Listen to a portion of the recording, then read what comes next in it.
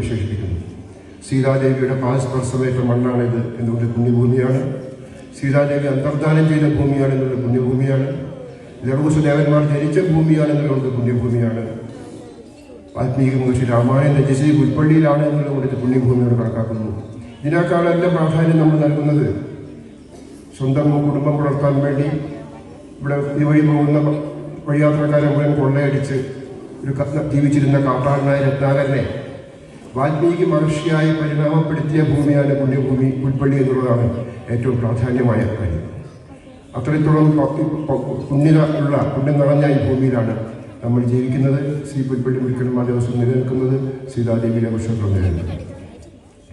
ഈ ഓഗസ്റ്റ് മാസം 15-ാം തീയതി ചേളാറ്റൻകാവിൽ വെച്ച് നടക്കുന്ന അഖണ്ഡ രാമായണ പാരായണത്തോടുകൂടി വൈകുന്നേരം ക്ഷേത്രം തന്ത്രി നടത്തുന്ന വിശേഷ ഭഗവത്സവത്തോടുകൂടി നമ്മുടെ പരിപാടികൾ ഈ മാസത്തെ ചടങ്ങുകൾ അവസാനിക്കുകയാണ്.